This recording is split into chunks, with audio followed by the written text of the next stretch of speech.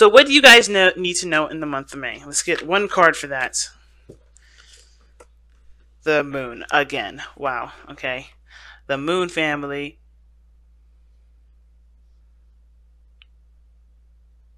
So, what you need to know is that everything is open to interpretation. Everything's open to exploration. Nothing is set in stone. Life is not predetermined. I don't believe in predetermined, predetermined or predestination, or no sort of. I don't believe in such thing as a life path. If that makes sense. I feel like the situation is blurred at the moment. There's nothing.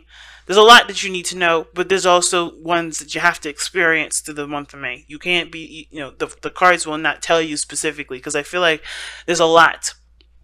And it has to do with being vulnerable. It has to do with tackling situations and really coming to yourself as a source of, as a tool, right? As a resource, and not necessarily coming to other people for resources. That's why the moon is so prominent in this reading. You have to trust yourself and where you're going. And a lot of times, you're not going to know where you're going. A lot of times, you're not going to have a clue why you're going down that direction in the first place, but you're going to at least try it, because you know that this is going to, because if that direction isn't necessarily benefiting you in the long run, you can always change courses. You trust yourself to change the course. You learned to trust yourself. The moon is telling you it's time to trust yourself, no matter what comes up. All right. Why is the moon coming up for Libra as to what they need to know? Why is the moon coming up for them? Guys, too many freaking cards. Like, they gave me like a boatload. I'm sure there's a lot, but I need it one at a time. Why does the moon come up for the... See again, the Lovers. But, the King of Swords did come up.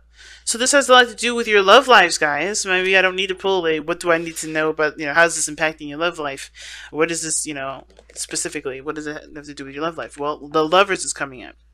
So this has to do with moving forward in relationships, in connectivity, and how you guys see romantic situations, and how you guys accept your love and accept someone else's, especially for who they are. Because the Lovers is 100% acceptance.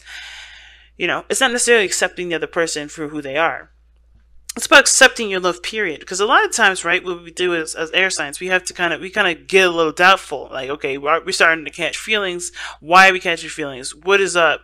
Is this me that I'm seeing, or is this, is this me, drumming things up, or is this legitimate? Am I really feeling love for this person? And I feel like right now the moon has completely, I don't think it's showing you the illusions. I feel like you are surrounded by illusions here, and what you have to look through beyond the situation is with the trueness of love that appears through. It's really weird, I know, but I feel like the situation is masked. I don't know if the person that you're dealing with is just as confused as you are, but there's a lot of confusion that you have to expect in the month of May. A lot of things that are not as clear, but the only thing that's going to help you through is by seeing through the BS, seeing and trusting what you know is BS, trusting your intuition. But the Lovers are saying that the reason why the moon is coming up is because your relationships may be the ones that are on trial at the moment, the ones that are kind of confusing, the ones that don't really make a lot of sense. Why is the Lovers coming up as to why the moon is, what Libra needs to know? Oh wow, the World. You're starting to look like Virgo right now with all these major arcana cards coming up. For what? They had all major arcana cards, 4 major arcana cards coming out. Now, the World. Now, the reason, okay. Now, the moon's coming up to tell us what you need to know for the month of May. The Lovers is telling us, why the moon is coming up. Well, it's because this is about love, accepting someone at face value, accepting your love at face value. You know, not having, it's not about dreams and fantasy. I think this is truly to eliminate any sort of illusions that we have regarding romance, right? Because the world is talking about an evolution. It's about ending a cycle, evolving. I think this is. I think the one thing that we have to look at when it comes to the month of May is that when we love someone, are we loving the idea of being in love with them, or are we in love with the person truly? Because I feel like the reason why the relationship is in a weird place is because we were in love with an idea, not necessarily the person itself. I think we do love the person, but we love the idea more. So we have to see the situation for what it truly is, and it's hard to do when it comes with the moon because you also have to go through all the illusions, all the things that may not necessarily be real. You have to go and weed through all that, and the world is coming up to kind of put an end to what does not match up to the reality of a situation. Okay? Some of you guys may be dealing with a Libra. Oh gosh, a Gemini. Guys could be dealing with those three too. I don't know why they popped out, but they did. You guys could be definitely dealing with possibly a Gemini though, or maybe someone that has an issue with accepting themselves as well. Okay, it could be that this person is just as confused as you are regarding how everything is supposed to be. But working together is another one of the things that comes up. I feel like there's a lot of confusion and you're doing this with another person. You don't have to do it alone. I think you can do it with someone else. I think there's somebody around you that can help you with this. Whether this is a lover or this is a friend or this is a family member. There's somebody around you that can help you. There's a soulmate energy around you. But it's going to help you to trust yourself and to weed yourself through a time of unclarity. Okay, so let's see what. Okay, I don't know why the Five of Cups came out. Why is the Five of Cups coming out for? Well, what is the Five of Cups coming out for? What is that supposed to tell us about the rest of this reading? That's an interesting one to come out because I didn't even ask a question yet. Why is the Five of Cups coming out? You got a minor arcana card already. No, that's too many cards. It's half the doggone deck. Why is the Five of Cups coming out? The High Priestess. Okay. What the hell is going on? So the Five of Cups is coming out because of the High Priestess. Alright, let me just do it this way. Because of the High Priestess. Now, we have two cards that would indicate secrets or things not being communicated. But the Five of Cups talks about losses or things that are missing. And, you know, I think there's a feminine aspect to this that's missing from this. Because the High Priestess is such a feminine energy, so is the Moon. And I feel like there's a piece of you that has to just trust the direction that you're going. And not necessarily look so hard at what's not there. Because I think the situation is telling you to have faith and not be so hell-bent on fixing what can't be fixed. Okay? So I think there's something going on in your life that cannot necessarily be fixed. You just have to work on solutions to deal with it, to handle it better, to thrive with it. Because right now there's a lot of mourning, there's a lot of feeling of loss, there's a lot of feeling, you know, of not having what you want or losing what you had. But I don't think you ever had it, to be honest with you. Just by the way the reading is looking.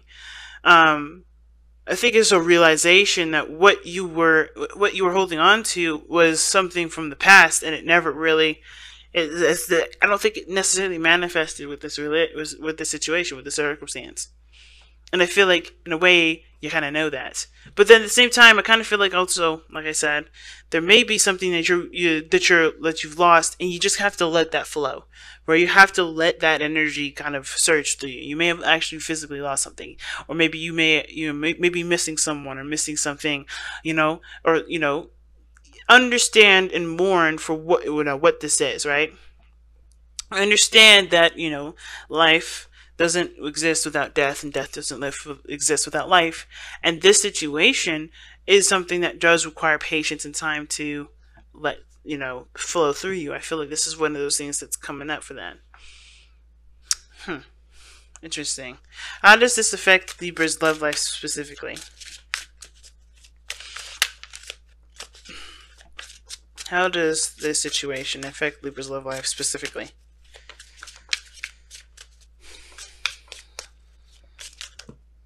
Okay, that's too many cards again.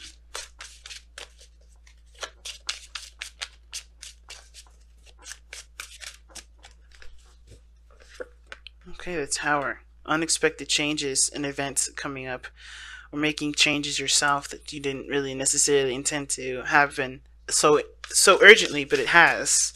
But let's see, why does the Tower come up? Why is the Tower coming up for Libra's love life?